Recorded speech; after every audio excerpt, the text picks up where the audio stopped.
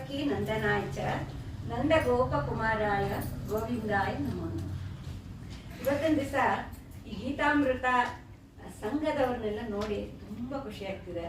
ಎಲ್ಲರೂ ಯೂನಿಫಾರ್ಮ್ ಬೇರೆ ಹಾಕೊಂಡಿದ್ದೀರ, ನೋಡಕ್ಕೆ ಒಂಥರ ಬಹಳ ಸಂತೋಷ ಆಗ್ತಾ ಇದೆ, ತುಂಬಾ ಖುಷಿ ಆಗ್ತಿದೆ.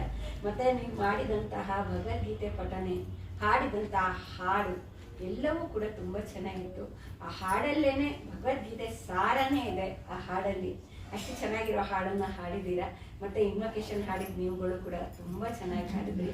ಮೇಡಮಿಗೆ ಅಭಿನಂದನೆ ಸಲ್ಲಿಸ್ತೀನಿ. ತುಂಬಾ ಚೆನ್ನಾಗಿ ತಯಾರು ಮಾಡ್ತಾ ಇದ್ದೀರಾ ಎಲ್ಲ. ಸಂಸ್ಕಾರ ಮತ್ತೆ ಒಳಗಿನ ನಮ್ಮ ಸಂಸ್ಕಾರ ಚೆನ್ನಾಗಾಗ್ಬೇಕು ಅಂದ್ರೆ ಈ ತರ ಸತ್ಸಂಗಗಳು ತುಂಬಾ ಒಳ್ಳೆ ಕೆಲಸಗಳನ್ನು ಮಾಡುತ್ತೆ.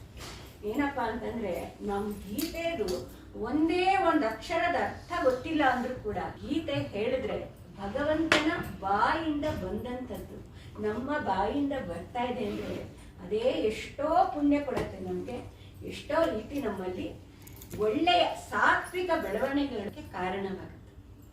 ಈಗ ಮೊದಲಿಗೆ ಭಗವದ್ಗೀತೆ ಯಾವಾಗಾಯ್ತು ಅಂತಂದ್ರೆ ಯುದ್ಧದಲ್ಲಿ ರಥ ತಗೊಂಡು ಬಂದು ಎರಡು ಯುದ್ಧ ಭೂಮಿಲಿ ಎರಡು ಸೈನ್ಯ ತಯಾರಾಗಿ ನಿಂತ್ಬಿಟ್ಟಿದೆ. ಆ ಟೈಮಲ್ಲಿ ಭಗವದ್ಗೀತೆ ಬಂದಿದೆ. ಏನಿದ್ರ ಅರ್ಥ ಅಂತಂದ್ರೆ ನಮ್ಮ ಜೀವನದಲ್ಲಿ ನಮಗೆ ಗೀತೆ ಯಾವಾಗ ಬೇಕು ಅಂದ್ರೆ ನಾವು ಸಂಕಷ್ಟದಲ್ಲಿರುವಾಗ, ನಮಗೆ ಏನ್ ಮಾಡ್ಬೇಕು ಗೊತ್ತಾಗ್ತಾ ಇರಲ್ಲ, ಅಂತ ಕಷ್ಟ ಬಂದ್ಬಿಟ್ಟಿರುತ್ತೆ, ಮನಸ್ಸು ವ್ಯಾಕುಲ ಆಗ್ಬಿಟ್ಟಿರುತ್ತೆ, ತಲೆ ಯಾವ ರೀತಿನೂ ಓಡ್ತಾ ಇರಲ್ಲ. ನಿಮಗೆ ಗೊತ್ತಿರ್ಬೋದು ಸಮಸ್ಥಿತಿಲಿ ಬೇರೆಯವ್ರ ಕಷ್ಟದಲ್ಲಿ ನಾವು ಹೋಗಿ ತುಂಬಾ ಸಮಾಧಾನ ಹೇಳ್ತೀವಿ, ಅಂದ್ರೆ ನಮಗೆ ಕಷ್ಟ ಬಂದಾಗ ಬರೀ ಅಳ್ತೀವಿ, ಇಲ್ಲಾಂದ್ರೆ ಸುಮ್ನೆ ಕುಸ್ತು ಬಿಡ್ತೀವಿ. ಅರ್ಜುನ ಹೆಂಗೆ ಗಾಂಡೀವಂ ಸಂಸ್ಕೃತ ಕೃಷ್ಣ ಅಂತ ಹೇಳ್ತಾನೆ, ಹಂಗೆ ನಮ್ಗೆ ನಿಂತ್ಕೊಳ್ಳೋಕ್ ಕೂಡ ತ್ರಾಣ ಇದೆ. ಆದ್ರಿಂದ ಆ ಸಮಯದಲ್ಲಿ ಕೃಷ್ಣ ಅವನಿಗೆ ಏನು ಉಪದೇಶ ಕೊಡ್ತಾನೆ. ಮೊದಲಿಗೆ ಯಾತಕ್ಕೆ ಅರ್ಜುನನ್ ಯಾತಕ್ಕೆ ಹಿಂಗಾಯ್ತು, ಒಂದೇನು ಅಂತಂದ್ರೆ ನಾನ್ ಕೊಲ್ಬೇಕು ಅಂತ ಅವನು ಅನ್ಕೊಂಡ, ಅದೇನದು ಅಹಂಕಾರ. ಎರಡನೇದು ನನ್ನವರನ್ನ ಕೊಲ್ಬೇಕು ಅಂತ ಅವನು, ನನ್ನವರ ಬಗ್ಗೆ ಮೋಹ ಪ್ರೀತಿ, ಅದೇನದು ಮಮಕಾರ. ನಮ್ಮ ಜೀವನದಲ್ಲಿ ಎರಡನ್ನ ನಾವು ಕಿತ್ಬೇಕು. ಕೃಷ್ಣ ಬರ್ತಾನೆ, ನಿಮ್ಗೆಲ್ಲ ಗೊತ್ತಿದೆ ಕೃಷ್ಣನ್ ಕತೆ. ಎರಡು ಮರ ಇರುತ್ತೆ, ಅದ್ರ ಮಧ್ಯೆ ಅವನು ಸುಳ್ತಾನೆ, ಎಳಿತಾನೆ, ಎರಡು ಮರನ ಕಿತ್ತ ಏನ್ ಮಾಡ್ತಾರೆ. ಫಸ್ಟ್ ಕೃಷ್ಣ ಏನ್ ಹೇಳ್ದ, ನೀನಲ್ಲ ಕೊಲ್ತಾ ಇರೋದು, ಎಲ್ಲಾರ್ನು ನಾನು ಕೊಂದಾಗ್ತೀನಿ, ನಿಮಿತ್ತ ಮಾತ್ರ ಭವಸವ್ಯ ಸಾಕ್ಷಿ ಅಂದ್ರೆ ಏನು, ನೀನು ನಿಮಿತ್ತ ಅಷ್ಟೇ. ಇದ್ರಲ್ಲಿ ನಮ್ಗೆ ಏನ್ ಸಂದೇಶ ಇದೆ, ನಾವು ಏನೇ ಕೆಲಸ ಮಾಡಿದ್ರು ನಮ್ಮಿಂದ ಭಗವಂತ ಮಾಡಿಸ್ತಾ ಇದ್ದಾನೆ ಅಷ್ಟೇ ಹೊರತು ನಾವ್ ಮಾಡ್ತಾ ಇಲ್ಲ. ಅಹಂಕಾರ ಬಂದ್ಬಿಡತ್ತೆ, ನಾನ್ ಇಷ್ಟೆಲ್ಲ ಮಾಡಿದೀನಿ ಅನ್ನೋ ಅಹಂಕಾರ ಕಾಯ್ತಾ ಕೂತಿರುತ್ತೆ, ಎದ್ದು ನಿಂತ್ಬಿಡುತ್ತೆ. ಆಯ್ತಾ? ಯಾವಾಗ ಅಂತಂದ್ರೆ ನಾವು ಕೃಷ್ಣನ್ ಕಥೆಯಲ್ಲೇ ನೋಡ್ಬೋದು. ಎಲ್ಲದನ್ನು ಗೋಪಿಕಾ ಸ್ತ್ರೀಯರ ಜೊತೆ ತುಂಬಾ ಚೆನ್ನಾಗಿ ರಾಸಲೀಲೆ ಮಾಡ್ತಾ ಇರ್ತಾನೆ ಕೃಷ್ಣ, ಅವ್ರ ಜೊತೆನೇ ಇದ್ಬಿಟ್ಟಿರ್ತಾನೆ. ಒಂದ್ಸತಿ ಏನಾಗತ್ತೆ, ಅವ್ರಿಗೆಲ್ಲ ಜಂಬ ಬಂದ್ಬಿಡತ್ತೆ, ನಮ್ಮ ಹತ್ರನೇ ಕೃಷ್ಣ ಇದ್ದಾನೆ. ಅವ್ನ್ ತಲೆ ಮೇಲೆ ಕೂಡಿಸ್ಕೊಂಡು ಹೋಗ್ತಿರ್ತಾನೆ ಗೋಪಿಕಾ ಸ್ತ್ರೀನ, ಕಾಣಿಸ್ತಾ ಇರ್ತಾನೆ ಎಲ್ಲರಿಗೂ. ಸಡನ್ ಆಗಿ ಯಾವಾಗ ಅಹಂಕಾರ ಬಂತು ಮಾಯಾಗು, ಯಾರಿಗೂ ಕಾಣಿಸಲ್ಲ, ಅಳ್ತಾರೆ, ಕರೀತಾರೆ, ಕರೀತಾರೆ. ಯಾವಾಗ ಅವ್ರ ಅಹಂಕಾರ ಹೋಗುತ್ತೆ ಅವಾಗ ಮತ್ತೆ ಕಾಣಿಸ್ಕೊತಾನೆ. ಅಂದ್ರೆ ಅಷ್ಟು ಭಕ್ತರು ಅವರಿಗೆ ಹಂಗಾದಾಗ ಇನ್ ನಮ್ಗೆ ಅಹಂಕಾರ ಬಂದ್ರೆ ಕೃಷ್ಣ ಕಾಣಿಸ್ತಾನೆ. ನಮ್ ಜೀವನದ ಉದ್ದೇಶ ಏನು ಅಂದ್ರೆ ಅದು ಸಾಕ್ಷಾತ್ಕಾರ. ಅಂತಂದ್ರೆ ನಮ್ಮ ಜೀವನದಲ್ಲಿ ನಾವು ಪಡ್ಕೋಬೇಕಾಗಿರೋದು ಏನು ಅಂತಂದ್ರೆ ಧನ ಅಲ್ಲ, ಸಾಧನ ಮಾಡಿ ಪರಮಾತ್ಮನ ಸನ್ನಿಧಿಯನ್ನ ನಾವು ಪಡ್ಕೋಬೇಕು. ಅದಕ್ಕೋಸ್ಕರ ನಾವು ಏನ್ ಮಾಡ್ಬೇಕು ಅನ್ನೋದನ್ನೇ ಭಗವದ್ಗೀತೆ ಹೇಳಿರೋದು. ಮೊದಲನೇದಾಗಿ ಏನ್ ಹೇಳ್ದ, ನೀನಲ್ಲ ಅಂತ ಹೇಳಿ. ಎರಡನೇದೇನು, ಅವ್ರು ಸತ್ತೋಗ್ತಾರೆ ಅಂತ ಬೇಯಲ್ಲ ನಿನಗೆ, ನೀವು ಭೀಷ್ಮ ದ್ರೋಣಾದಿಗಳು ನಿನಗೆ ಸಾಯ್ತಾರೆ ಅಂತ ತಾನೆ. ಸಾವು ಅಂದ್ರೆ ಏನು ಅನ್ನೋದನ್ನೇ ಮೊದಲನೇ ಅಧ್ಯಾಯದಲ್ಲಿ ವಿವರಿಸ್ತಾನೆ. ಅವನ್ ಎಲ್ಲಾ ಪ್ರಶ್ನೆಗಳನ್ನ ಕೇಳ್ತಾನೆ. ಯುದ್ಧದಿಂದ ಇಷ್ಟೆಲ್ಲ ನಾಶ ಆಗ್ಬಿಡತ್ತೆ, ಇಷ್ಟೆಲ್ಲ ಕಷ್ಟ ಆಗತ್ತೆ ಅಂತೆಲ್ಲ ಹೇಳಿದಾಗ ಕೃಷ್ಣ ಅವನ್ನ ಹೊಗಳಲ್ಲ. ಅವನೇನ್ ಹೇಳ್ತಾನೆ, ಕ್ಷುದ್ರಂ ಹೃದಯ ದೌರ್ಬಲ್ಯಂ ಅಂತ. ಇದು ನಿನ್ನ ಹೃದಯ ದೌರ್ಬಲ್ಯ, ಇದು ನಿನ್ ಕ್ಷತ್ರಿಯ ಎಷ್ಟು ಗಟ್ಟಿಯಾಗಿರ್ಬೇಕು, ಎಲ್ಲ ನಿಶ್ಚಯ ಆಗೋಗಿದೆ ಮುಂಚೆನೆ, ಇಲ್ಲಿ ಬಂದು ಈ ತರ ಅನ್ನೋದ ನೀನು, ಅದು ಸರಿಯಲ್ಲ. ತೆಕ್ತೋತಿಷ್ಠ, ಎತ್ತೇಳು ನೀನು, ಇದನ್ನು ಬಿಡು ಇದನ್ನ ಅಂತ ಹೇಳ್ತಾನೆ. ಹಂಗ ಹೇಳ್ಬಿಟ್ಟು ಆಮೇಲಿಂದ ಫಸ್ಟ್ ಸಾಂಖ್ಯ ಯೋಗದಲ್ಲಿ ಅವನೇನ್ ಹೇಳ್ತಾನೆ, ಹುಟ್ಟಿದವರೆಲ್ಲ ಸಾಯ್ಲೇಬೇಕು ಅನ್ನೋ ಒಂದು ನಿಯಮನ ಹೇಳ್ತಾನೆ. ಆದ್ರಿಂದ ಏನು, ವಾಸಾಂಸಿ ಜೀರ್ಣಾನಿ ಯಥಾಶಿ, ನಿಮಗೆಲ್ಲ ಗೊತ್ತೇ ಇದೆ. ಏನದು, ಹಳೆ ಬಟ್ಟೆ ಆದ್ರೆ ಅದನ್ನ ಕಳಚ್ತೀವಿ, ಹೊಸ ಬಟ್ಟೆ ಹಾಕೋತೀವಿ. ನಾವು ಕೌಮಾರ ಬರುತ್ತೆ, ಯೌವನ ಬರುತ್ತೆ, ವೃದ್ಧಾಪ್ಯ ಬರುತ್ತೆ, ಯಾವಾಗ್ಲೂ ಅಳಲ್ಲ ನಾವು. ಇವಾಗ ಆ ತರ ಪಾಪು ಮಗು ಆಗಿರ್ತೀವಿ, ಆಮೇಲೆ ನಾವು ಅಜ್ಜಿ ಆಗ್ತೀವಿ. ಆದ್ರೆ ನಾವು ಅಳ್ತೀವ? ಅಳಲ್ಲ, ನಾವು ಸಂತೋಷವಾಗೇ ಇರ್ತೀವಿ. ನೆಕ್ಸ್ಟ್ ಇದ್ರದ್ದೇ ನೆಕ್ಸ್ಟ್ ಮೂಮೆಂಟ್ ಏನು? ಈ ದೇಹ ಬಿಟ್ಟು ನೆಕ್ಸ್ಟ್ ದೇಹಕ್ಕೆ ಹೋಗೋದು. ಅದು ಹೆಂಗ್ ಹೋಗುತ್ತೆ ಅಂತ ಕೃಷ್ಣ ವಿವರಿಸ್ತಾನೆ. ಹಿಂಗೆ ಅಂದ್ರೆ ಗಾಳಿ ಸುವಾಸನೆಯನ್ನ ತಗೊಂಡು ಹೋಗುತ್ತಲ್ಲ, ಹಂಗೆ ನಮ್ಮ ಆತ್ಮ, ನಮ್ಮ ಮನಸ್ಸು ಮತ್ತೆ ನಮ್ಮ ಇಂದ್ರಿಯಗಳು ಎಲ್ಲದನ್ನು ತಗೊಂಡು ಒಂದ್ ದೇಹದಿಂದ ಇನ್ನೊಂದು ದೇಹಕ್ಕೆ ಹೋಗುತ್ತೆ. ಆಯ್ತಲ್ಲ? ಈ ರೀತಿಯಾಗಿ ಆಗತ್ತೆ ಸತ್ತಾಗ. ಇದನ್ನೆಲ್ಲ ವಿವರಿಸ್ತಾನೆ ಕೃಷ್ಣ. ವಿವರಿಸ್ಬಿಟ್ಟು ಆತ್ಮ ಅಂದ್ರೇನು, ಪರಮಾತ್ಮ ಅಂದ್ರೆ ದೇಹ ಅಂದ್ರೇನು ಅಂತ ಹೇಳ್ತಾನೆ. ದೇಹ, ದೇಹಿ ಅಂತ ಎರಡು ಹೇಳ್ತಾನೆ. ದೇಹ ಅಂದ್ರೇನು? ಇವಾಗ ಒಂದು ಕಾರ್ ಎಕ್ಸಾಂಪಲ್ ತಗೋಣ. ಒಂದು ಮಾರುತಿ ಕಾರ್ ಇದೆ, ಆಯ್ತಾ? ಅದ್ರ ಒಳಗೆ ನಾವಿದೀವಿ, ಆಯ್ತಾ? ಆಕ್ಸಿಡೆಂಟ್ ಆಗುತ್ತೆ, ದೊಡ್ಡ ಆಕ್ಸಿಡೆಂಟ್, ಕಾರ್ ಫುಲ್ ಜಜ್ಜಂ ವಿಜ್ಜೆ ಆಗ್ಬಿಡುತ್ತೆ. ಅಂದ್ರೆ ಒಳಗಿರೋ ನಮಗೆ ಏನೂ ಆಗಲ್ಲ. ದೇಹ, ಕಾರೇ ದೇಹ, ಒಳಗಿರೋ ನಾವು ಏನೂ ಆಗಲ್ವಲ್ಲ, ಅದು ಆತ್ಮ, ಆಯ್ತಲ್ಲ? ಸೊ ಏನದು ಅಂತಂದ್ರೆ ದೇಹ ನಾಶ ಆಗೇ ಆಗುತ್ತೆ. ನಾಸತೋ ವಿದ್ಯತೆ ಅಂತ ಒಂದ್ ಬರುತ್ತೆ ಶ್ಲೋಕ. ಅದ್ರಲ್ಲಿ ಏನ್ ಹೇಳತ್ತೆ? ಯಾವ್ದಿದೆ ಅದು ಯಾವತ್ತೂ ನಾಶ ಆಗಲ್ಲ, ಯಾವ್ದಿಲ್ಲ ಅದು ಯಾವತ್ತೂ ಇಲ್ಲ. ಇಲ್ಲದೆ ಇರೋದಕ್ಕೆ ಯಾಕೆ ನೀನ್ ಬರಿ ಮಾಡ್ಕೋತೀಯ ಅಂತ ಹೇಳ್ತಾನೆ. ಆಮೇಲೆ ಕೃಷ್ಣ ಜಗತ್ತಂದ್ರೆ ಏನು, ಭಗವಂತ ಅಂದ್ರೆ ಏನು, ಭಗವಂತನಿಗೂ ಜಗತ್ತಿಗೂ ಏನ್ ಸಂಬಂಧ ಅಂತ ಹೇಳ್ತಾನೆ. ಇವಾಗ ಒಂದು ಸಮುದ್ರ ಇದೆ, ಸಮುದ್ರದ ಮೇಲೆ ಅಲೆ ಬರುತ್ತೆ ಹೋಗುತ್ತೆ, ಬರುತ್ತೆ ಹೋಗುತ್ತೆ, ಹೌದಾ? ಈಗ ಅಲೆನೇ ಸಮುದ್ರನ? ಸಮುದ್ರನೇ ಅಲೆನ? ಸಮುದ್ರದ ಒಂದು ಭಾಗ ಅಲೆ, ಆದ್ರೆ ಅದೇನಾಗುತ್ತೆ, ಅದು ಇಳಿದಾಗ ಮತ್ತೆ ಸಮುದ್ರದೊಳಗೆ ಸೇರ್ಕೊಂಡ್ಬಿಡುತ್ತೆ. ಇದನ್ನೇನೆ ಮಂಕುತಿಮ್ಮನ ಕಗ್ಗದಲ್ಲಿ ಇನ್ನೂ ತುಂಬಾ ಚೆನ್ನಾಗಿ ಹೇಳ್ತಾರೆ. ಒಂದು ಲೋಟದಲ್ಲಿ ಹಾಲಿದೆ, ನೊರೆ ನೊರೆ ಹಾಲಿದೆ, ನೊರೆ ಒಂದ್ ಸ್ವಲ್ಪ ಹೊತ್ತಿರುತ್ತೆ, ಆಮೇಲೆ ಹಾಲ್ ಜೊತೆನೆ ಸೇರ್ಕೊಂಡ್ಬಿಡುತ್ತೆ. ಅದಕ್ಕೆ ಅವ್ರು ಏನ್ ಹೇಳ್ತಾರೆ? ನೊರೆ ಜಗತ್, ಹಾಲ್ ಬ್ರಹ್ಮ, ಮಂಕುತಿಮ್ಮ ಅಂತ ಹೇಳ್ತಾರೆ. ಹಂಗಾಗಿ ನಾವ್ ಏನ್ ತಿಳ್ಕೊಬೇಕು ಅಂದ್ರೆ, ಈ ಜಗತ್ತೇನಿದೆ, ಸೃಷ್ಟಿ ಏನಿದೆ, ಒಂದ್ ಸ್ವಲ್ಪ ದಿನ ಕಾಣುತ್ತೆ, ಆಮೇಲೆ ಭಗವಂತನೊಳಗೆ ಸೇರ್ಕೊಂಡ್ಬಿಡುತ್ತೆ. ಅವನ ನಾಭಿ ಕಮಲದಿಂದ ಸೃಷ್ಟಿ ಆಗತ್ತೆ, ಮತ್ತೆ ನಾಭಿ ಕಮಲದೊಳಗೆ ಎಲ್ಲ ಎಳ್ಕೊಂಡ್ಬಿಡತ್ತೆ. ಇದಕ್ಕೂ ಒಂದು ಎಕ್ಸಾಂಪಲ್ ಇದೆ. ಏನಂದ್ರೆ ನಮ್ಮ ಸ್ಪೈಡರ್ ಎಲ್ಲಿಂದ ವೆಬ್ ಸೃಷ್ಟಿ ಮಾಡುತ್ತೆ ಗೊತ್ತಾ? ಅದ್ರ ನಾಭಿಯಿಂದ ಬರುತ್ತದು ರಸ. ಮತ್ತದಕ್ಕೆ ಬೇಡ ಅನ್ಸಿದ್ರೆ ಮತ್ತದನ್ನೆಲ್ಲ ಒಳಗೆ ಎಳ್ಕೊಂಡ್ಬಿಡುತ್ತೆ, ಆಯ್ತಾನೆ? ಹಿಂಗೆ ಭಗವಂತನ ಸೃಷ್ಟಿ ಮತ್ತೆ ಲಯ. ಭಗವಂತ ಏನ್ ಹೇಳ್ತಾನೆ? ನಾನು ಬರೀ ಒಳ್ಳೇದಕ್ಕೆ ಮಾತ್ರ ಕಾರಣ ಅಲ್ಲ, ಕೆಟ್ಟದೇನಾಗತ್ತೋ ಅದನ್ನು ನಾನೇ ಮಾಡೋದು, ಎಲ್ಲದನ್ನು ನಾನೇ ಮಾಡೋದು. ಮಳೆ ಕೊಡೋನು ನಾನೇ, ಮಳೆ ಕೊಡದೇ ಇರೋನು ನಾನು, ಎಲ್ಲವೂ ನಾನೇ ಅಂತ ಭಗವಂತ ಹೇಳ್ತಾನೆ. ಆಮೇಲೆ ಈ ಸಾಂಖ್ಯ ಯೋಗ ಬೇರೆ ಬೇರೆ ಮಾರ್ಗಗಳನ್ನು ಹೇಳ್ತಾನೆ. ಒಂದು ದೇವಸ್ಥಾನ ಇದೆ, ಅದಕ್ಕೆ 6 ರಸ್ತೆ ಇದೆ. ಯಾವ ಕಡೆಯಿಂದ ಹೋದ್ರು ಒಳಗಡೆ ಮೂರ್ತಿ ಬಂದೆ. ಯಾವ್ಯಾವ ರಸ್ತೆ ಹೇಳಿದಾನೆ ಭಗವಂತ ಅಂತಂದ್ರೆ, ಫಸ್ಟ್ ಬುದ್ಧಿಯೋಗ ಅಥವಾ ಸಾಂಖ್ಯ ಯೋಗ ಅಂದ್ರೆ ಏನು? ಜ್ಞಾನ. ಇವಾಗ ಈ ಜ್ಞಾನ ಎಲ್ಲ ಕೊಟ್ಟ. ಆತ್ಮ ಅಂದ್ರೇನು, ದೇಹ ಅಂದ್ರೇನು ಅಂತೆಲ್ಲ ಕೊಟ್ಟ. ಇದನ್ನ ನಾವು ನಮ್ಮ ಜೀವನದಲ್ಲಿ ತಗೋಬೇಕು. ಭಗವದ್ಗೀತೆ ಯಾವಾಗ್ಲೂ ಏನ್ ಗೊತ್ತಾ? ಬರೀ ಓದ್ಬಿಟ್ಟು ಬಿಟ್ಬಿಡಕ್ಕಲ್ಲ. It is a practical notebook. It has to be used in your life. ಅದನ್ನ ನಮ್ಮ ಜೀವನಕ್ಕೆ ನಾವು ಅಂದ್ರೆ ಗೊತ್ತಾ, ನಮ್ಗೆ ಪ್ರಿಯವಾಗಿರುತ್ತೆ.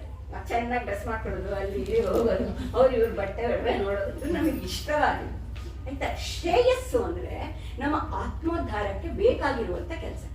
ಏನದು ಆತ್ಮೋದ್ಧಾರ ಅಂದ್ರೆ ಏನು ಅಂದ್ರೆ, ನಾವು ಈ ಜೀವನವನ್ನ ಬಿಟ್ಟು ಹೋಗುವಾಗ, ನಾನೇನ್ ಹೇಳಿದೆ, ಮನಸ್ಸು ಇಂದ್ರಿಯ ಅಲ್ಲ, ಆತ್ಮ ತಗೊಂಡು ಹೋಗೋದು ಆತ್ಮ. ನಾವ್ ಏನ್ ತಗೊಂಡು ಹೋಗ್ತೀವಿ? ನಾವು ಕಟ್ಟಿಟ್ಟಿರೋದು, ಇಲ್ಲಿ ನಾವು ಇಷ್ಟಪಟ್ಟು ಶೇಖರಿಸಿರೋದು ಒಂದು ನಾವು ತಗೊಂಡು ಹೋಗಲ್ಲ. ನಾವು ತಗೊಂಡು ಹೋಗೋದು ಎರಡು, ಒಂದು ಪಾಪ, ಇನ್ನೊಂದು ಪುಣ್ಯ. ಆದ್ರಿಂದ ಈ ಪಾಪ ಪುಣ್ಯಗಳನ್ನು ತಗೊಂಡು ಹೋಗ್ತೀವಲ್ಲ, ಇದೇ ನಮ್ಗೊಂದು ಗಂಟಾಗ್ಬಿಡತ್ತೆ, ಬ್ಯಾಗೇಜ್. ಈ ಬ್ಯಾಗೇಜ್ ಇಂದ ಒಂದು ಚಕ್ರ ಇದೆ. ಪರಮಾತ್ಮ ಏನ್ ಮಾಡ್ತಾನೆ? ನಮ್ಮನ್ನ ಈ ಚಕ್ರದಲ್ಲಿ ತಿರುಗಿಸ್ತಾನೆ. ನಾವು ಹುಟ್ತೀವಿ ಸಾಯ್ತೀವಿ, ಹುಟ್ತೀವಿ ಸಾಯ್ತೀವಿ. ಇದಕ್ಕೆ ಕಾರಣ ಏನು ಅಂತಂದ್ರೆ, ಭಗವಂತ ಅಲ್ಲ, ನಾವು ಮಾಡಿರೋ ಪಾಪ ಪುಣ್ಯ. ಪುಣ್ಯದಿದ್ರೆ ಆ ಪುಣ್ಯ ಅನುಭವಿಸಕ್ ಹುಟ್ಬೇಕು, ಪಾಪ ಇದ್ರೆ ಆ ಪಾಪ ಅನುಭವಿಸಕ್ ಹುಟ್ಬೇಕು. ಪುಣ್ಯದಿಂದ ಏನಾಗುತ್ತೆ? ನಮ್ಗೆ ಎಷ್ಟೊಂದು ಸಂತೋಷದ ಕ್ಷಣಗಳಿರುತ್ತಲ್ಲ, ಅದು ನಮ್ಮ ಪುಣ್ಯದ ಫಲಗಳು. ನಮಗೆ ಕಷ್ಟದೇನಿರುತ್ತೆ, ರೋಗಾನುಭವ, ನಮ್ಮ ಪಾಪದಿಂದ ರೋಗಗಳು ಬರುತ್ತೆ, ರೋಗಗಳಿಂದ ದುಃಖಗಳು ಅಂತ.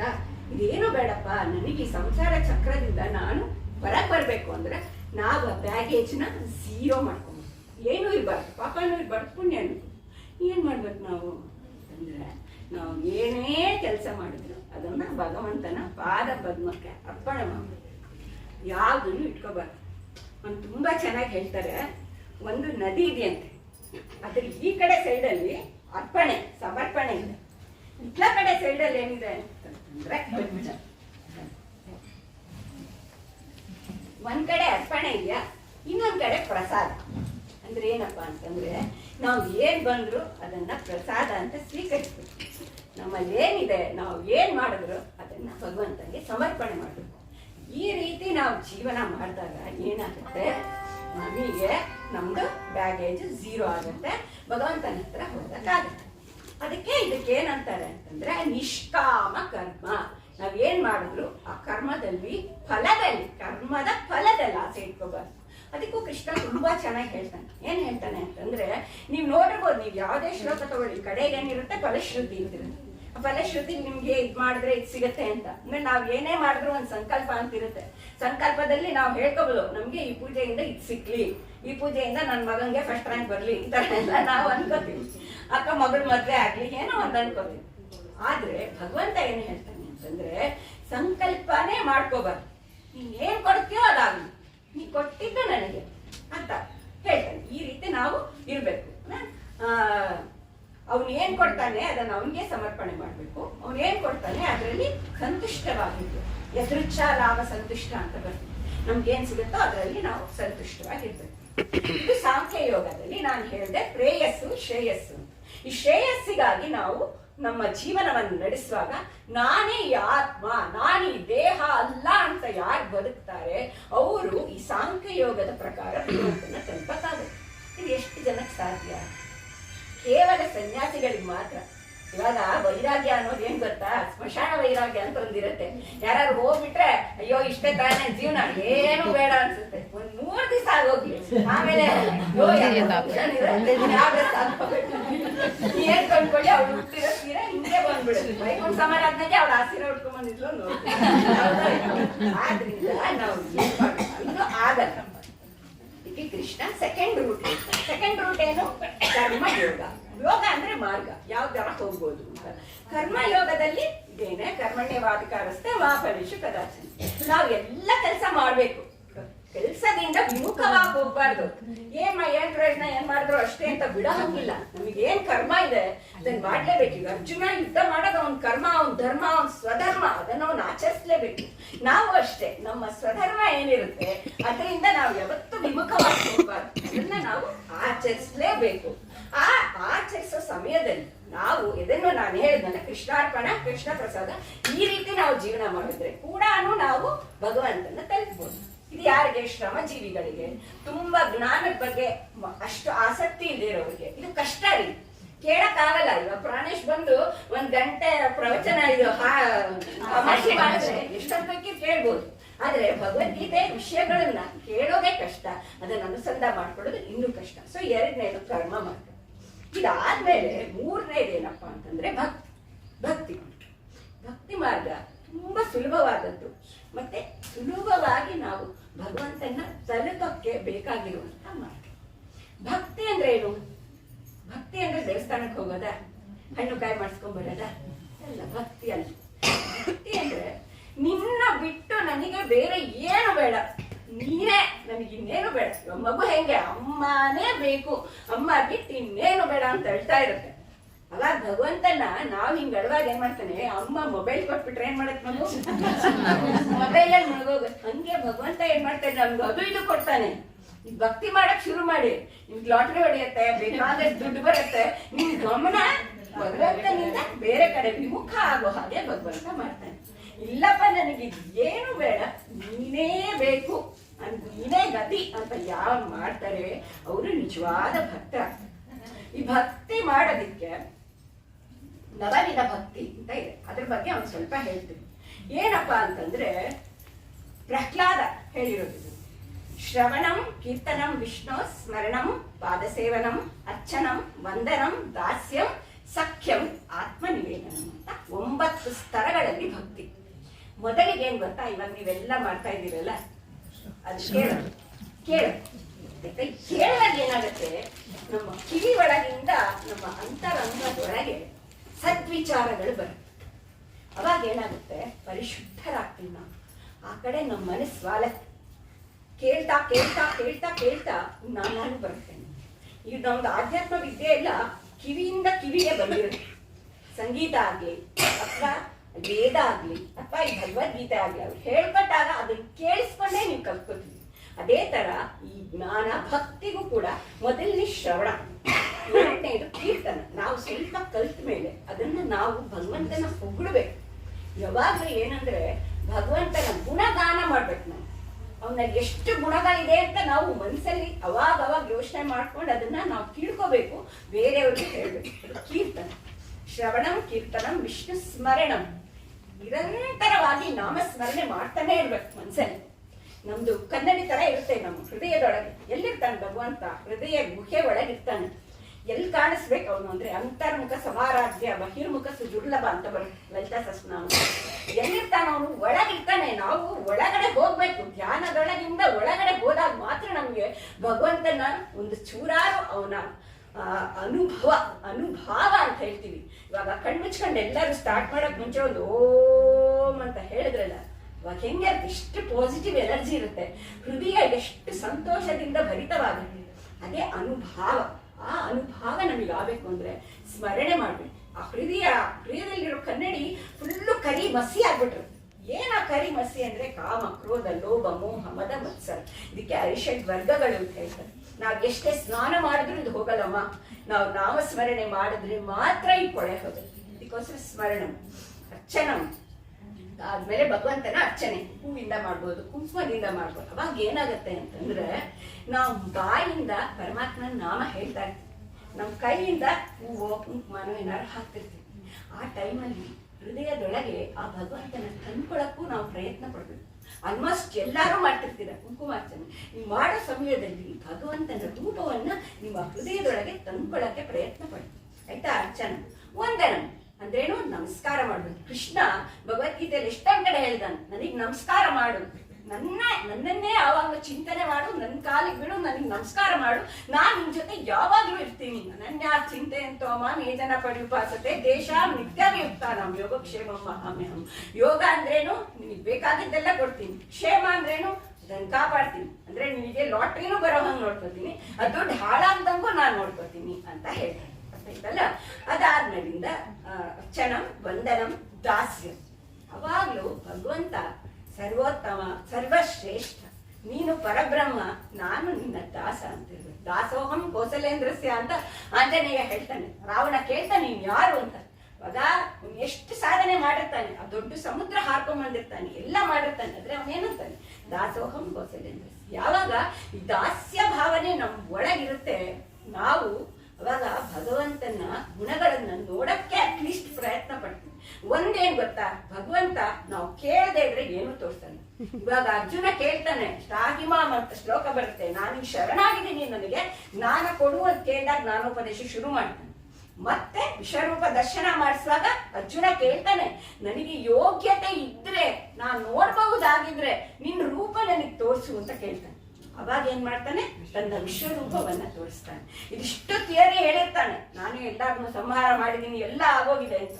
ವಿಶ್ವರೂಪ ದರ್ಶನದಲ್ಲಿ ಪ್ರಾಕ್ಟಿಕಲ್ ಆಗಿ ತೋರಿಸ್ತಾನೆ. ಕೋಟಿ ಸೂರ್ಯ ಪ್ರಕಾಶ, ಒಂದು ಸೂರ್ಯನೇ ನೋಡಕ್ ಆಗಲ್ಲ. ಅರ್ಜುನ ಕಣ್ಣು ಮುಚ್ಕೊಂಡ್ಬಿಡ್ತಾನೆ, ನನ್ಗೆ ನೋಡಕ್ ಆಗ್ತಿಲ್ಲ, ನನ್ಗೇನು ಕಾಣಿಸ್ತಿಲ್ಲ ಅಂತ. ಅವಾಗ ಕಣ್ಣು ಕೂಡ ಕೊಡ್ತಾನೆ, ಕಣ್ಣು ಕೊಟ್ಟು ತೋರಿಸ್ತಾನೆ. ಅವಾಗ ನೋಡ್ತಾನೆ ದೊಡ್ಡ ಕೋರೆ ಹಲ್ಲು, ಅದ್ರ ಮಧ್ಯ ಭೀಷ್ಮ ದ್ರೋಣಗಳೆಲ್ಲ ಚಿಟಿ ಪುಡಿ ಆಗ್ಬಿಡ್ತಾ ಇದ್ದಾರೆ. ಅದನ್ನ ನೋಡಿದಾಗ ಅವನಿಗೆ ಹೆಂಗಾಗತ್ತೆ, ಹೆದರ್ಕೊಂಡ್ಬಿಡ್ತಾನೆ. ನಂಗೆ ಸಾಕಪ್ಪ ಸಾಕು, ನನಗೆ ನೀನ್ ಚತುರ್ಭುಜ ರೂಪ ತೋರಿಸ್ಬಿಡು, ನನ್ ನೋಡಕ್ ಆಗ್ತಿಲ್ಲ ಅಂತ ಹೇಳ್ತಾನೆ. ಇದು ವಿಶ್ವರೂಪ ದರ್ಶನ. ಅದೇನದು? Practical demonstration of all that he has told. First ಇಂದ ಲಾಸ್ಟ್ ತನಕ ಏನೇನ್ ಹೇಳ್ಕೊಂಡ್ ಬಂದಿದ್ದಾನೆ ಅದ್ರಲ್ಲಿ. ಆಮೇಲೆ ಏನ್ ಹೇಳ್ತಾನೆ? ಇಷ್ಟ ಆದ್ಮೇಲೆ ಅಲ್ಲಿ ಏನಾಯ್ತು? ವಂದನಂ, ದಾಸ್ಯಂ, ಸಖ್ಯಂ, ಆತ್ಮವೀರ್ಯ. ಸಖ್ಯ ಅಂದ್ರೇನು? ಪ್ರೀತಿಯ ಸ್ನೇಹಿತ, ಸುಕೃತ್ ಅಂತ ಕರೀತಾರೆ ದೇವ್ರನ್ನ. ಯಾಕೆ ಅಂತಂದ್ರೆ ಯಾರ್ ಬಿಟ್ಟು ಹೋದ್ರು ದೇವ್ರು ನಮ್ಮನ್ ಬಿಟ್ಟು ಹೋಗಲ್ಲ, ಯಾವಾಗ್ಲೂ ನಮ್ ಜೊತೆ ಇರ್ತಾನೆ. ದೇವ್ರು ನಮ್ಮನ್ ಬಿಟ್ಟು ಹೋಗೋದು, ಕಡೆಗೆ ನಾವು ಪ್ರಾಣ ತ್ಯಾಗ ಮಾಡೋ ತನಕ ಹೋಗೋದಿಲ್ಲ. ಅದರಿಂದ ದಾಸರೇನಂತಾರೆ, ನೀನ್ ಯಾಕೋ ನಿನ್ನ ಹಂಗೆ ಯಾಕೋ ಅಂತ. ಅಂದ್ರೇನು? ಅಷ್ಟು ಸಲಿಗೆ ಅವರಿಗೆ. ಈಗ ನಮ್ ಕ್ಲೋಸ್ ಫ್ರೆಂಡ್ ಅವ್ರಿಗೆ ನಾ ಬನ್ನಿ ಹೋಗಿ ಅಂತೀನ, ಈ ಬಾರೆ ಕೂತ್ಕೊಳ್ಳೆ ಅಂತ ಅಷ್ಟು ಸಲಿಗೆ. ಅದೇ ತರ ಭಗವಂತನಿಗೆ ಅದು ಸಖ್ಯ. ಆ ಸಖ್ಯ ಭಕ್ತಿ ಅಂತ ಅಂತಾರೆ. ಸಖ್ಯ ಭಕ್ತಿ, ಆತ್ಮನಿವೇದ. ಪ್ರಸರಣ. ನಂದೇನದ ಸ್ವಾಮಿ, ನಿಂದೇ ಇದೆಲ್ಲವೂ, ನಂದನಂದನ ಗೋವಿಂದ ಮುಕುಂದ, ಎಲ್ಲವೂ ನಿಂದೇ ಅಪ್ಪ, ನಂದೇನೂ ಇಲ್ಲ ಇಲ್ಲಿ ಅಂತ ನಾವು ಸರ್ವ ಸಮರ್ಪಣೆ ಮಾಡ್ಬೇಕು. ಮುಖ್ಯ ಸನ್ಯಾಸ ಯೋಗದಲ್ಲಿ ಅದೇ ಹೇಳ್ತಾನೆ ಭಗವಂತ, ಎಲ್ಲವನ್ನು ಕೂಡ ನನಗೆ ಅರ್ಪಣೆ ಮಾಡ್ಬಿಡು, ನನಗೆ ನೀನು ಸಮರ್ಪಣೆ ಮಾಡ್ಬಿಡು, ನಾನು ನಿನ್ನ ನೋಡ್ಕೋತೀನಿ ಅಂತ ಹೇಳ್ತಾನೆ. ಇದಾದ್ಮೇಲೆ ಏನ್ ಹೇಳ್ತಾನೆ ಅಂದ್ರೆ, ಶ್ರದ್ಧೆಗೆ ತುಂಬಾ ಮುಖ್ಯ ಸ್ಥಾನ ಕೊಟ್ಟಿದ್ದಾನೆ. ಶ್ರದ್ಧೆ ಅಂದ್ರೆ ಏನು? ವಿಶ್ವಾಸ, ಅನನ್ಯವಾದಂತ ವಿಶ್ವಾಸ ಭಗವಂತನಲ್ಲಿ. ಅದಕ್ಕೆ ಶ್ರದ್ಧಾತ್ರಯ ವಿಭಾಗ ಯೋಗ ಅಂತಾನೂ ಮಾಡಿದ್ದಾನೆ. ಒಂದೇನು ಗೊತ್ತಾ, ಎಲ್ಲದಕ್ಕೂ 3 ಕಾರಣ ಇದೆ. ಒಂದು ಸತ್ವ, ರಜ ಮತ್ತೆ ತಮ ಅಂತ 3 ಗುಣಗಳಿದೆ. ಸತ್ವ ಗುಣ ಅಂದ್ರೆ ಏನ್ ಗೊತ್ತಾ, ಅದು ಫುಲ್ ಇರೋದು ಬರೀ ದೇವತೆಗಳಲ್ಲಿ. ತಮೋ ಗುಣ ಫುಲ್ ಇರೋದು ಬರೀ ರಾಕ್ಷಸರಲ್ಲಿ. ನಾವಿದೀವಲ್ಲ, ನಮ್ಮಲ್ಲಿ ಸತ್ವನಿದೆ, ತಮೋ ಗುಣ ಇದೆ. ಅದಕ್ಕೆ ನಮಗೇನಂತ ಗೊತ್ತಾ, ರಜೋಗುಣ ಅಂತ ಹೇಳ್ತಾರೆ. ಅಂದ್ರೆ ರಾಜರು ಹೆಂಗಿರ್ತಾರೋ ಅವ್ನಿಗೆಲ್ಲ ಇರಕ್ ನಮ್ಗೆ ಇಷ್ಟ. ಅರ್ಥ ಆಯ್ತಾ? ದೊಡ್ಡ ದೊಡ್ಡ ಕಾರ್ ಬೇಕು ನಮ್ಗೆ, ದೊಡ್ಡ ಮನೆ ಬೇಕು, ಯಾರ ಕೈಯಲ್ಲಿ ಏನೇನಿದೆಯೋ ಎಲ್ಲ ನಮಗ್ ಬೇಕು. ರಜೋಗುಣ. ರಜೋಗುಣ ಏನ್ ಮಾಡತ್ತೆ, ನಮ್ ಕೈಲಿ ಈ ತರ ಕೆಲಸಗಳನ್ನೆಲ್ಲ ಮಾಡ್ಸುತ್ತೆ. ಅದಕ್ಕೆ ನಾವು ದಿನದಲ್ಲಿ ನಮ್ಮ ದಿನಚರಿ ಇರುತ್ತಲ್ಲ, ಬೆಳಗ್ಗೆ ನಾವು ತುಂಬಾ ಭಕ್ತಿಯಿಂದ ಪೂಜೆ ಗೀಜೆ ಎಲ್ಲ ಮಾಡ್ತಿರ್ತೀವಲ್ಲ, ಅವಾಗ ಏನ್ ತಿಳ್ಕೋಬೇಕು, ನಮ್ಮಲ್ಲಿ ಸತ್ವಗುಣ ಜಾಗೃತವಾಗಿದೆ. ಆಮೇಲೆ ಸೋಮಾರಿತನ ಬರುತ್ತೆ, ಯಾಕೆ ಬರಲ್ಲ, ಬೇಕಾದಷ್ಟು ಬರುತ್ತೆ, ಏನು ಬೇಡ ಮಾಡ್ಕೊಂಬೇಡ. ಅವಾಗ ನಮ್ಮಲ್ಲಿ ತಮೋಗುಣ ಜಾಗೃತ ಆಗಿದೆ. ಈಗ ಚೆನ್ನಾಗಿ ಡ್ರೆಸ್ ಮಾಡ್ಕೊಂಡು ಫಂಕ್ಷನ್ ಹೋದಾಗ ರಜೋಗುಣ ಬಂದಿದೆ. ಈ ತರ ನಾವು ಅನುಸಂಧಾನ ಮಾಡಬೇಕು, ನಮ್ಮಲ್ಲಿ ಸತ್ವಗುಣ ಹೆಚ್ಚಬೇಕು. ಒಂದು ತುಂಬಾ ಚೆನ್ನಾಗಿರೋ ಎಕ್ಸಾಂಪಲ್ ಕೊಡ್ತಾರೆ. ಈ ಸತ್ವಗುಣ ಹೆಚ್ಚಿಸ್ಬೇಕು ಅಂದ್ರೆ ಏನ್ ಮಾಡ್ಬೇಕು ಅಂತ ಕೇಳ್ತಾನೆ ಕೃಷ್ಣ. ಹೇಳ್ತಾನೆ, ಚಂಚಲಮ್ಯ ಮನಸ್ ಕೃಷ್ಣ, ನನಗೆ ತಡ್ಕೊಳಕ್ ಆಗ್ತಿಲ್ಲ, ನನಗೆ ಕಾನ್ಸಂಟ್ರೇಟ್ ಮಾಡಕ್ ಆಗ್ತಿಲ್ಲ, ಧ್ಯಾನ ಹೋಗ ಹೇಳ್ತಾನೆ ಕೃಷ್ಣ. ಇದಾದ್ಮೇಲೆ ಇನ್ನೊಂದು ಮಾರ್ಗ ಧ್ಯಾನ. ಧ್ಯಾನ ಅಂತಂದ್ರೆ ಏನ್ ಗೊತ್ತಾ, ಕಾನ್ಸಂಟ್ರೇಷನ್, 100% ಕಾನ್ಸಂಟ್ರೇಷನ್. ಯಾವ್ದ್ರಲ್ಲಿ ಅಂತಂದ್ರೆ ನಮ್ ಒಳಗೆ ಓಂಕಾರ ಇದೆಯಲ್ಲ, ಓಂಕಾರ ಆ ಉಮ್ಮ 3ರಿಂದ ಆಗಿದೆ. ಆ ಅಂದ್ರೆ ಬ್ರಹ್ಮ ವಿಷ್ಣು ಮಹೇಶ್ವರ ಅಂದ್ರೆ ಏನು, ಸೃಷ್ಟಿ ಸ್ಥಿತಿ ಲಯ 3ಕ್ಕೂ ಅವನೇ ಕಾರಣ. ಅದ್ರ ಸಂಕೇತನೇ ಓಂಕಾರ. ಓಂಕಾರದಿಂದನೇ ಎಲ್ಲ ಶ್ಲೋಕಗಳು, ಓಂಕಾರದಿಂದನೇ ವಿಷ್ಣು ಸಹಸ್ರನಾಮ ಎಲ್ಲ ಅದೇ ತರ ಇದೆ. ಗಾಯತ್ರಿ ಮಂತ್ರ ಎಲ್ಲ ಓಂಕಾರದಿಂದನೇ ಬರುತ್ತೆ. ಸೊ ಭಗವಂತ ಏನ್ ಹೇಳ್ತಾನೆ, ಧ್ಯಾನ ಮಾಡುವಾಗ ಈ ಓಂಕಾರದಲ್ಲಿ ನಮ್ಮ ಮನಸ್ಸನ್ನ ನಿಲ್ಲಿಸ್ಬೇಕು ಅಂತ. ಅದನ್ನ ಕಷ್ಟ ಆಗುತ್ತೆ. ಅದರಿಂದ ನಾವು ಯಾವ್ದಾದ್ರು ಒಂದು ಭಗವದ್ ರೂಪ, ನಮಗೆ ಯಾವ್ದು ಇಷ್ಟನೋ ಆ ಭಗವದ್ ರೂಪ. ಸರ್ವದೇವ ನಮಸ್ಕಾರ ಕೇಶವಂ ಪ್ರತಿಗಚ್ಚತಿ. ಯಾವ ದೇವ್ರನ್ನ ನಾವು ಅನುಸಂಧಾನ ಮಾಡ್ಕೊಂಡ್ರು ನಮ್ಗೆ ಭಗವಂತನ ಪಾದ ಪದ್ಮಕ್ಕೆ ಹೋಗಕ್ಕಾಗತ್ತೆ. ಆದ್ರೆ ನಮ್ಮ ಮನಸ್ಸಿನಲ್ಲಿ ಅನುಸಂಧಾನ ಸರಿಯಾಗಿರ್ಬೇಕಷ್ಟೇ. ಈ ರೀತಿ ಏನಪ್ಪ ನಾನೇನ್ ಹೇಳ್ತೀನಿ, ಸಪ್ತರಜ ತಮೋ ಗುಣಗಳಿದೆಯಲ್ಲ, ಅದರಲ್ಲಿ ನಾವು ಸಾತ್ವಿಕ ಗುಣ ಹೆಂಗೆ ಅಂದ್ರೆ, ಒಂದು ಗೆರೆ ಎಳಿಬೇಕು ಅಂದ್ರೆ ಆ ಗೆರೆ ಏನ್ ಬರ್ಬೇಕು, 1000 ಚುಕ್ಕೆ ಇರುತ್ತೆ. ಹೌದಾ? ಆ ಚುಕ್ಕೆ ಏನ್ ಬದಲಾವಣೆ ಇಲ್ಲ, ಒಂದೇ ತರ ಚುಕ್ಕೆ dot dot dot dot dot ಇಟ್ಕೊಂಡು ಹೋದ್ರೆ ಒಂದ್ ಗೆರೆ ಆಗುತ್ತೆ. ಹೌದಾ? ಹಂಗೇನೇನೆ ನಾವು ಎಷ್ಟು ಅಭ್ಯಾಸ ಮಾಡ್ಬೇಕು ಅಂದ್ರೆ ಆ ಸತ್ವಗುಣದ್ದೇ ಡಾಟ್ ಬರ್ತಾ ಇರ್ಬೇಕು. ಅಲ್ಲಿ ಎಲ್ಲೂ ತಮೋ ಗುಣ ರಜೋಗುಣ ಬರಬಾರ್ದು. ಈ ತರ ಆಗ್ಬೇಕು ಅಂದ್ರೆ ಕಂಟಿನ್ಯೂಸ್ ರಿಪೀಟ್ ರಿಪೀಟ್ ರಿಪೀಟ್. ಅದಕ್ಕೇನೆ ಸರಸ್ವತಿ ಕೈಯಲ್ಲಿ ಜಪಮಣಿ ಇಟ್ಕೊಂಡಿದ್ದಾನೆ. ಅಂದ್ರೆ ಒಂದೇ ಒಂದು ಶ್ಲೋಕ ಇಟ್ಕೊಳ್ಳಿ, ಒಂದು ನಾಮ ಇಟ್ಕೊಳ್ಳಿ, ಒಂದು ರೂಪ ಇಟ್ಕೊಳ್ಳಿ. 1000 ಕಡೆ ನಾವು ಗುಂಡಿ ತೋಡಿದ್ರೆ ಬಾವಿ ಆಗಲ್ಲ. ಬಾವಿ ಆಗ್ಬೇಕಂದ್ರೆ ಒಂದೇ ಕಡೆ ಹೋಗ್ಬೇಕು. ಅದೇ ತರ ನಾವು ಏನ್ ಮಾಡ್ಬೇಕು ಅಂದ್ರೆ, ನಿಮ್ಮ ಇಷ್ಟ ದೇವತೆ, ಇಷ್ಟ ರೂಪ, ಇಷ್ಟ ನಾಮ, ಅದನ್ನ ಪದೇ ಜಪ ಮಾಡ್ಬೇಕು, ಧ್ಯಾನ ಮಾಡ್ಬೇಕು. ಅದ ನಿರಂತರವಾಗಿ ನಡೆದಾಗ ಏನಾಗುತ್ತೆ ಅಂದ್ರೆ ಭಗವಂತನ ಕಡೆಗೆ ನಮ್ಮ ಮನಸ್ಸು ತಲುಪತ್ತೆ. ಇದು ಧ್ಯಾನ ಯೋಗ ಅಂತ ಹೇಳ್ತಾರೆ. ಇವಾಗ ಇಷ್ಟ ಆದ್ಮೇಲೆ ಇನ್ನೊಂದೇನ್ ಹೇಳ್ತೇನೆ, ನಮಗೆ ಕಷ್ಟಗಳು ಯಾಕೆ ಬರುತ್ತೆ? ಕರ್ಮಗಳಲ್ಲಿ 3 ತರ ಇರುತ್ತೆ. ಒಂದು ಸಂಚಿತ್ ಕರ್ಮ, ಒಂದು ಪ್ರಾರಬ್ಧ ಕರ್ಮ, ಒಂದು ಆಗಮ ಕರ್ಮ. ಸಂಚಿತ್ ಕರ್ಮ ಅಂದ್ರೆ ನಾನು ಹೇಳಿದ್ನಲ್ಲ, ಬ್ಯಾಗೇಜು ಅದು ಅದೆಷ್ಟು ಸೇರಿ ಸಂಚಿತ್ ಕರ್ಮ ಆಗುತ್ತೆ. ಆಗಮಿ ಅಂದ್ರೆ ಮುಂದೆ ನಾವೇನ್ ಅನುಭವಿಸ್ಬೇಕಾಗತ್ತೆ, ಈ ಜನ್ಮದಲ್ಲಿ ನಾವೇನ್ ಪಾಪ ಮಾಡಿರ್ತೀವಿ ಅದಕ್ಕೆ ನಾವು ಮುಂದೆ ಅನುಭವಿಸ್ಬೇಕಾಗತ್ತೆ, ಅದು ಆಗಮಿ. ಪ್ರಾರಬ್ಧ ಅಂದ್ರೆ ಏನ್ ಗೊತ್ತಾ, ಅದನ್ನ ನಾವು ಈ ಜನ್ಮದಲ್ಲಿ ಅನುಭವಿಸ್ಲೇಬೇಕು. ಅದಕ್ಕೆ ನೋಡಿ ಎಷ್ಟು ಜ್ಞಾನಿಗಳು, ರಾಮಕೃಷ್ಣ ಪರಮಹಂಸರು ಎಷ್ಟೆಷ್ಟು ಜ್ಞಾನಿಗಳು, ಆದ್ರೂ ಅವ್ರಿಗೆ ಯಾಕೆ ಕ್ಯಾನ್ಸರ್ ಬಂತು, ಆದ್ರೂ ಅವ್ರು ಯಾಕೆ ಅಷ್ಟು ಕಷ್ಟಪಟ್ರು. ವಿವೇಕಾನಂದರು ಕೇಳ್ತಾರೆ, ನೀವು ಯಾಕೆ ನಿಮ್ ಕಣ್ಮುಂದೆ ದೇವಿ ಕಾಣಿಸ್ತಾಳಲ್ಲ, ನನ್ ರೋಗ ಪರಿಹರಿಸು ಅಂತ ಯಾಕೆ ಕೇಳಲ್ಲ ಅಂತ ಕೇಳ್ತಾರೆ. ಅವಾಗ ಅವ್ರು ಹೇಳ್ತಾರೆ, ಈ ಪ್ರಾರಬ್ಧ ಅನುಭವಿಸೇ ತೀರ್ಬೇಕು. ನಮ್ ದಾಸರ ಕಥೆಗಳನ್ನ ತಗೊಳ್ಳಿ, ಯಾವುದೇ ದಾಸರ ಕಥೆ ತಗೊಳ್ಳಿ ನೀವು, ತುಂಬಾ ಕಷ್ಟ ಇದೆ ಜೀವನ. ಆದ್ರೆ ಅವ್ರು ಯಾವತ್ತೂ ಭಗವಂತ ಕಣ್ಮುಂದೆ ಕಾಣಿಸ್ತಿದ್ರು ನನ್ ಕಷ್ಟ ಪರಿಹರಿಸು ಅಂತ ಯಾವತ್ತೂ ಕೇಳಿಲ್ಲ. ಯಾಕೆ ಅಂತಂದ್ರೆ ಅದು ನಾನು ಹೇಳಿದ್ಮೇಲೆ ಪ್ರೇಯಸ್ಸು ಶ್ರೇಯಸ್ಸು, ಶ್ರೇಯಸ್ಸು ಕಡೆ ಮನಸ್ಸು, ಆತ್ಮಭಾವದಿಂದ ಅವರು ಜೀವನ ಮಾಡ್ತಾರೆ. ಇಷ್ಟು ಹೇಳ್ಬಿಟ್ಟು ನನಗೆ ಅನ್ಸುತ್ತೆ ಸಾಕು ಅಂತ ಆಲ್ಮೋಸ್ಟ್ ಅವ್ರಿಗೆಲ್ಲ ಕೇಳೋ ಮನಸ್ಸಿದೆ. ಇನ್ನೊಂದು 10 ನಿಮಿಷ ಎಲ್ಲರೂ ಆ ಲೆವೆಲಲ್ಲಿ ಈಗ 9ನೇ ಅಧ್ಯಾಯ ಇದೆಯಲ್ಲ, ಅದು ಹೃದಯ ತರ. ಭಗವದ್ಗೀತೆಯ ಹೃದಯ ಅಂದ್ರೆ 9ನೇ ಅಧ್ಯಾಯ. ಅದರಲ್ಲಿ 22ನೇ ಶ್ಲೋಕ ಮೇಡಮ್ ಅದನ್ನ ಮಾರ್ಕ್ ಮಾಡಿಸಿದಾರ. ನನ್ನ ಯಾಕೆ ಚಿಂತೆ ಎಂತು ಅದರಲ್ಲಿ ಇನ್ನೊಂದು ಹೇಳ್ತಾನೆ, ಏನಪ್ಪಾ ಅಂದ್ರೆ ನಾಮೇ ಭಕ್ತ್ಯ ಪ್ರಣಶ್ಯತಿ ಅಂತ. ನನ್ನ ಭಕ್ತರಿಗೆ ಯಾವತ್ತೂ ನಾಶ ಇಲ್ಲ ಅಂತ ಒಂದು ಹೇಳ್ತಾನೆ. ಇನ್ನೊಂದು ಸಂಶಯಾತ್ಮ ವಿನಶ್ಯತಿ ಅಂತ ಹೇಳ್ತಾನೆ. ಅದರಿಂದ ನಾವು ಸಂಶಯವನ್ನ ಇಟ್ಕೋಬಾರ್ದು, ಅನನ್ಯವಾದಂತ ವಿಶ್ವಾಸವನ್ನ ಇಟ್ಕೋಬೇಕು. ಕೃಷ್ಣ ತಾನೇ ಬಂದಾಗ್ಲೂ ಕೂಡ ಅವನು ಭಗವಂತ ಅಂತ ನಂಬಲಿಲ್ಲ. ಯಾರು ನಂಬಲಿಲ್ಲ? ಶಿಶುಪಾಲ ನಂಬಲಿಲ್ಲ, ದಂತವಕ್ರ ನಂಬಲಿಲ್ಲ, ಜರಾಸಂಧ ನಂಬಲಿಲ್ಲ, ಕೌರವ ನಂಬಲಿಲ್ಲ. ಹೌದಾ? ಅದಕ್ಕೆ ಅವನು ಹೇಳ್ಕೊತಾನೆ, ನಾನೇ ಭಗವಂತ ಅಂತ ನಾನೇ ಇಳ್ಕೊಂಡ್ ಬಂದ್ರು ಕೂಡ ಜನ ನಂಬ್ತಾ ಇಲ್ಲ ನನ್ನ. ದೇವರುಗಳು ಬರ್ತಾರೆ ಟೆಸ್ಟ್ ಮಾಡಕ್ಕೆ. ಇಂದ್ರ ಬರ್ತಾನೆ, ಮಳೆ ಸುರಿಸ್ತಾನೆ, ಬ್ರಹ್ಮ ಬರ್ತಾನೆ. ಬ್ರಹ್ಮ ಏನ್ ಮಾಡ್ತಾನೆ ಗೊತ್ತಾ? ಅವ್ನು ಗೋಪಾಲಕರೆಲ್ಲ ಇರ್ತಾರಲ್ಲ, ಅವ್ರನ್ನೆಲ್ಲ ಕರ್ಕೊಂಡು ಹೊಟ್ಟೋಗ್ಬಿಡ್ತಾನೆ. ಒಬ್ಬ ಗೋಪಾಲಕನೂ ಇಲ್ಲ, ಕೃಷ್ಣ ಒಬ್ನೇ. ಇವಾಗ ಅವನ ರೋಮದಿಂದ ಬರ್ತಾರೆ, ಅವನ ಕೂದಲುಗಳಿಂದ ಎಲ್ಲ ಗೋಪಾಲಕರು ಎಷ್ಟು ಜನ ಕರ್ಕೊಂಡು ಹೋಗಿರ್ತಾರಲ್ಲ ಅಷ್ಟು ಜನನು ಸೃಷ್ಟಿ ಮಾಡುದು. ಬ್ರಹ್ಮ 1 ತಿಂಗಳಾಗತ್ತೂ ಬರ್ತಾನೆ, ಯಾರು ಹುಡುಕ್ತಾನೆ ಇಲ್ವಲ್ಲ. ಯಾಕೆ ನೋಡಿದ್ರೆ ಎಲ್ಲರೂ ಅಲ್ಲೇ ಇದ್ದಾರೆ. ಈ ತರ ಬ್ರಹ್ಮನ್ ಪರೀಕ್ಷೆ ಆಗುತ್ತೆ. ಕೃಷ್ಣ ಮಳೆ ಸುರಿಸಿ ಇಂದ್ರನ್ ಪರೀಕ್ಷೆ ಆಗುತ್ತೆ. ಅವಾಗೆಲ್ಲ ಇದಾದ್ಮೇಲೆ ಇನ್ನೊಂದು ವಿಷಯ ಬರುತ್ತೆ. ಏನಂದ್ರೆ ಒಂದ್ ಸೂತ್ರಗಳು ಕೊಟ್ಟಿದ್ದಾನೆ ಕೃಷ್ಣ ಭಗವದ್ಗೀತೆಯಲ್ಲಿ. ಏನಪ್ಪಾ ಅಂತಂದ್ರೆ, ನಮ್ ವಿಷಯಗಳೆಲ್ಲ ಏನ್ ಮಾಡತ್ತೆ, ನಮ್ ಇಂದ್ರಿಯಗಳನ್ನ ಎಳೆಯುತ್ತೆ. ಕಣ್ಣಿನ ಚೆನ್ನಾಗಿರೋದು, ಬಟ್ಟೆ ಬರೆ ಒಡವೆ ಎಲ್ಲ ಎಳೆಯುತ್ತಾ, ಮೂಗನ್ನ ಒಳ್ಳೆ ಘಮ ವಾಸನೆ ಬಂದ್ರೆ ಹಸಿವಾಗಕ್ಕೆ ಶುರು ಆಗ್ಬಿಡುತ್ತೆ. ಹೌದಾ? ಈ ತರ ಈ 5 ಇಂದ್ರಿಯಗಳೇನಿದೆ ಇದು ವಿಷಯಾಸಕ್ತಿ ಕಡೆ ನಮ್ಮ ಮನಸ್ಸನ್ನ ಎಳೆಯುತ್ತೆ. ಅವಾಗ ಏನ್ ಮಾಡ್ಬೇಕು ಅಂತ ಕೃಷ್ಣ ಹೇಳ್ತಾನೆ. ಇದರಿಂದ ಏನಾಗುತ್ತೆ ಫಸ್ಟ್ ನೋಡ್ತೀವಿ, ಅವಾಗ ಏನಾಗತ್ತೆ, ಆಸೆ ಆಗುತ್ತೆ, ನಂಗೂ ಅದೇ ತರ ಬೇಕು ಅಂತ. ಟ್ರೈ ಮಾಡ್ತೀವಿ, ತಗೊಳ್ಳೋಣ ಅಂತ. ಏನಂದ್ರು ಕೊಡ್ಸಲ್ಲ ಅಂತಾರೆ. ಸಿಕ್ಕಾಪಟ್ಟೆ ಸಿಟ್ಟು ಬರುತ್ತೆ. ಹೌದಾ? ಸಿಟ್ಟು ಬಂದಾಗ ಏನಾಗತ್ತೆ, ನಮ್ಮ ಮನಸ್ಸು ಸೀಮಿತ ಕಲ್ತ್ಕೊಳತ್ತೆ. ಮಗು ಮೇಲೆ ಕೂಗಾಡ್ತೀವಿ, ಗಂಡನ ಮೇಲೆ ಕೂಗಾಡ್ತೀವಿ, ಎಲ್ಲರ ಮೇಲೂ ಕೂಗಾಡಕ್ ಶುರು ಮಾಡ್ತೀವಿ. ಮನೇಲಿ ಏನಾಗತ್ತೆ, ಅಶಾಂತಿ ಬರುತ್ತೆ. ಅಶಾಂತಿ ಬುದ್ಧಿನಾಶ ಆಗೋಗ್ಬಿಡುತ್ತೆ. ಬುದ್ಧಿನಾಶ ಪ್ರಣಶ್ಯತಿ. ಇದು ಅವನ್ ಕೊಟ್ಟಿರೋ ಒಂದು ಚಕ್ರ. ಹೆಂಗಾಗತ್ತೆ ಅಂತಂದ್ಬಿಟ್ಟು ಅಂದ್ರೆ, ಫಸ್ಟ್ ಕಾಮ, ಕಾಮ ಸಂಜಾಯತೆ ಕ್ರೋಧ, ಕ್ರೋಧ ಬುದ್ಧಿ ವಿಭ್ರಮಣ, ವಿಭ್ರಮಣ ಬುದ್ಧಿನಾಶ, ಬುದ್ಧಿನಾಶ ಪ್ರಣಶ್ಯತಿ ಅಂತ ಒಂದು ಇದೊಂದು. ಅದರಿಂದ ನಾವು ಯಾವಾಗ್ಲೂ ಏನ್ ಅನ್ಕೋಬೇಕು ಅಂತಂದ್ರೆ, ತುಂಬಾ ಸೆಳೆತಗಳಿಗೆ ಒಳಗಾಗಬಾರ್ದು.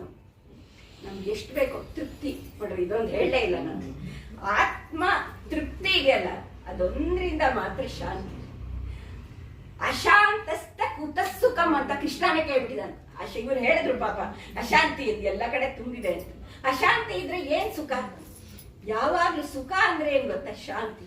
ಯಾವಾಗ ಶಾಂತಿ, ನೆಮ್ಮದಿ. ಯಾವಾಗ್ಲೂ ಆನೆ ಅಂತ 2 ಕೇಳ್ಕೊಬೇಕಂತ ಭಗವಂತನ. ಆರೋಗ್ಯ, ನೆಮ್ಮದಿ 2 ಕೊಡಪ್ಪ, ಇನ್ನೇನು ಬೇಡ ನನಗೆ ಅಂತ ಹೇಳ್ಬಿಟ್ಟು. ನೆಮ್ಮದಿ ಇಸ್ ಈಕ್ವಲ್ ಟು ಶಾಂತಿ. ಶಾಂತಿ ಅಂದ್ರೆ ಶಾಂತ ಅಂದ್ರೆ ಏನ್ ಗೊತ್ತಾ? ಶಮ್ ಅಂದ್ರೆ ಆನಂದ, ಅಂತ ಅಂದ್ರೆ ಎಂಡ್. ಆನಂದದ ಎಂಡ್, ತುದಿ ಏನಿದೆಯಲ್ಲ ಅದು ಶಾಂತ. ಅದಕ್ಕೆ ಭಗವಂತನಿಗೆ ಶಾಂತ ಅಂತ ಹೇಳ್ತಾರೆ. ಅದರಿಂದ ಆ ಶಾಂತಿ ನಮಗೆ ಬರ್ಬೇಕು ಅಂತಂದ್ರೆ ನಾವು ಈ ಕೃಷ್ಣ ಹೇಳಿರುತ್ತವ ನಮ್ಗೆ ಏನ್ ಬರತ್ತೋ ತೃಪ್ತವಾಗಿ ಜೀವನ ಮಾಡ್ಬೇಕು. ಕಣ್ಣು ಮುಚ್ಕೊಂಡ್ಬಿಡ್ಬೇಕ್ರಿ. ತುಂಬಾ ತುಂಬಾ ದೊಡ್ಡವ್ರು ನೋಡಿದಾಗ ಆಯ್ತಪ್ಪ ಕೈ ಮುಗಿದ್ ಕಣ್ಣು ಆಸೆ ಪಡ್ಬಾರ್ದಮ್ಮ. ಯಾವತ್ತೂ ಅಷ್ಟೇನೇನೆ. ಯಾರು ಖುಷಿಯಾಗಿರ್ತಾರೆ ನೋಡಿ ನೀವು. ಒಬ್ಬ ಬೆಕ್ಕರ್ ಇರ್ತಾನೆ, ಅವ್ನಿಗೆ ಎಷ್ಟು ಖುಷಿ ಇರುತ್ತೆ. ಯಾಕಂದ್ರೆ ಅವ್ನ ಕೈಯಲ್ಲಿ ಏನ್ ತಗೊಳಕ್ ಹೋಗಲ್ಲ, ಅದಕ್ಕೆ ಆಸೆನೆ ಪಡಬೇಕು. ಬಾಡಿ ಅವನು ಇರ್ತಾನೆ, ನೆಮ್ಮದಿಯಾಗಿರ್ತಾನೆ. ಎಷ್ಟು ಬಂದ್ರು ಅಷ್ಟೇ. ಒಂದು ಲೆವೆಲ್ ಆದ್ಮೇಲಿಂದ ಎಷ್ಟು ಬಂದ್ರು ಅಷ್ಟೇ. ಎಲ್ಲ ಬ್ಯಾಂಕಲ್ಲಿ ಇರ್ತೀವಿ, ಆಮೇಲೆ ಬಿಟ್ಟು ಹೋಗ್ತೀವಿ. ನೆಮ್ಮದಿ, ಶಾಂತಿಗೆ ಏನ್ ಬೇಕು? ತೃಪ್ತಿ, ಸಂತೃಪ್ತಿ. ಅದು ಎಸ್ಪೆಷಲಿ ನಮ್ ಲೇಡೀಸ್ ಸಿಗ್ಬೇಕು. ಯಾಕೆ ಅಂತಂದ್ರೆ ಗಂಡಸರು ಒಂಥರ ತೃಪ್ತವಾಗೇ ಇರ್ತಾರ. ಲೇಡೀಸ್ ಇರ್ತಾರಲ್ಲ ಅವ್ರಿಗೇನೆ, ಅವ್ರಿಗೆ ಮಕ್ಕಳು ಪಾಪ, ಮಕ್ಕಳನ್ನು ಬಿಡಲ್ಲ. ಅವನ್ ಫ್ರೆಂಡಿಗೆ ಅಷ್ಟ್ ಮಾರ್ಕ್ಸ್ ಬಂತಂತೆ ಅಂತ ಯಾರು ಕೇಳಲ್ಲ ರೀ. ದೊಡ್ಡವರಾದ್ಮೇಲೆ ನಿಮ್ ಮಕ್ಳು 10th ಸ್ಟ್ಯಾಂಡರ್ಡ್ ಅಲ್ಲಾಗ್ಲಿ, 2nd PUC ಎಷ್ಟು ಮಾರ್ಕ್ಸ್ ತಗೊಂಡ್ರು ಅಂತಾನು ಕೇಳಲ್ಲ. ಏನ್ ಮಾಡ್ಕೊಂಡಿದ್ದಾರೆ? ಚೆನ್ನಾಗಿದಾರ, ಸಂಸ್ಕಾರವಂತರ, ಗುಣವಂತರ. ಇಂದ ನಿಮ್ಮ ಮಕ್ಕಳಿಗೆ ಒಳ್ಳೆ ಸಂಸ್ಕಾರ ಕೊಡಿ, ಅವ್ರನ್ನ ಚೆನ್ನಾಗಿ ಬೆಳೆಸಿ ಅಂತ ನಾನು ಪ್ರಾರ್ಥಿಸ್ಕೊತೀನಿ. ನನಗನ್ಸುತ್ತೆ ಸಾಕು ಅಂತ. ತುಂಬ ಚೆನ್ನಾಗಿತ್ತು. ನನಗೂ ಕೂಡ ಚಿಂತನೆ ಮಾಡುವ ಅವಕಾಶ ಒಳ್ಳೆ ಭಗವತಿಮನ ಕಗ್ಗದೊಂದಿದೆ. ನಂಬದಿರ್ದನು ತಂದೆ, ನಂಬಿದನು ಪ್ರಹ್ಲಾದ, ನಂಬಿಯೂ ನಂಬದಿರ ಇಬ್ಬಂದಿ ನೀನು, ಕಂಬದಿನೋ ಬಿಂಬದಿನೋ ಮೋಕ್ಷವರಿಗಾಯಿತು, ಸಿಂಬಳದ ನೊಣ ನೀನು ಮಕ್ಕಳು. ಹಂಗಂದ್ರೆ ಏನಂದ್ರೆ ನಂಬಲೇ ಇಲ್ಲ ಯಾರು ಹಿರಣ್ಯಕಶಿಪು, ಆದ್ರೂ ಅವನಿಗೆ ಮೋಕ್ಷನೇ ಕೊಟ್ಟ. ನಂಬಿದ್ದ ಪ್ರಹ್ಲಾದ, ಅವನಿಗೂ ಏನ್ ಸಿಕ್ತು? ಮೋಕ್ಷ ಸಿಕ್ತು. ನಾವ್ ಹೆಂಗೆ ಈ ಕಡೆ ನಂಬ್ತೀವಿ, ಈ ಕಡೆ ನಂಬೋದಿಲ್ಲ. ಯಾರು ಹೆದರ್ಸಿದ್ರೆ ಅವ್ರು ಏನ್ ಹೆದರ್ಸ್ತಾರೋ ಅದ್ ಮಾಡ್ಬಿಡ್ತೀವಿ. ಹೆಂಗಾರ ಆಗ್ಲಪ್ಪ ನಮ್ಗೇನು ಆಗದ್ ಬೇಡ, ಆದ್ರೆ ಅದ್ರಲ್ಲಿ ನಂಬಿಕೆ ನಮ್ಗಿರೋದಿಲ್ಲ. ಆಯ್ತಾ? ಅದರಿಂದ ನಾವ್ ಹೆಂಗೆ ಅಂತ ಹೇಳ್ತಾರೆ, ಸಿಂಬಳದ ನೊಣ ನೀನು. ಸಿಂಬಳ ಇದೆ ಇಲ್ಲಿ, ಅದ್ರೊಳಗೊಂದು ನೊಣ ಸಿಕ್ಕಾಕೊಂಡ್ಬಿಟ್ಟಿದೆ, ಒಳಗೂ ಬರಕ್ಕಾಗಲ್ಲ, ಹೊರಗೂ ಬರಕ್ಕಾಗಲ್ಲ. ಆ ತರ ಇರಬಾರ್ದು. 100% ವಿಶ್ವಾಸ, ಭಕ್ತಿ, ಶ್ರದ್ಧೆ, ಇದರಿಂದ ಭಗವಂತನ ಸಾಕ್ಷಾತ್ಕಾರ. ನೋಡಿ, ಇದು ಯಾವ ಜಾತಿ ಕುಲ ಮತಕ್ಕೂ ಇಲ್ಲ ರೀ. ಭಗವದ್ಗೀತೆ ಮಾನವ ಕುಲ ಕೊಟ್ಟಿರೋದು, ಎಲ್ಲರ ಉದ್ಧಾರಕ್ಕೆ ಭಗವಂತ ತಾನೇ ಹೇಳಿರೋದು. ಅದರಿಂದ ಎಲ್ಲರೂ ಇದನ್ನ ಕಲ್ತ್ಕೊಳ್ಳೋಣ, ಅದರ ಅರ್ಥ ತಿಳ್ಕೊಂಡು ಸಚ್ಚಿಂತನೆ ಮಾಡಿ ಸಾಧನೆ ಮಾಡ್ಕೊಳ್ಳೋಣ. ಎಲ್ಲರಿಗೂ ಭಗವಂತ ಒಳ್ಳೇದು ಮಾಡ್ಲಿ ಅಂತ ಪ್ರಾರ್ಥಿಸ್ತಾ, ಶ್ರೀ ಕೃಷ್ಣಾರ್ಪಣಮಸ್ತು. ಎಲ್ಲರಿಗೂ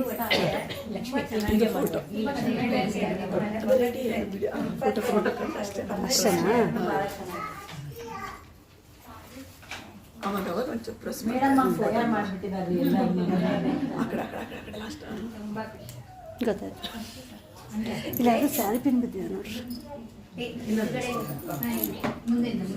ನಾವೆಷ್ಟು ಮಿಸ್ಟೇಕ್ ಮಾಡಿದ್ರು ಮೇಡಮ್ ಬೇಜಾರಾಗಲ್ಲ ಮೇಡಮ್. ಅಷ್ಟು ಚೆನ್ನಾಗಿ ಹೇಳ್ಕೊಡ್ತಾರೆ, ಎಲ್ಲ ಮಾರ್ಕ್ ಮಾಡಿ ಮಾಡಿ ಹೇಳ್ಕೊಡ್ತಾರೆ, ಚಂದ ಹೇಳ್ಕೊಡ್ತಾರೆ.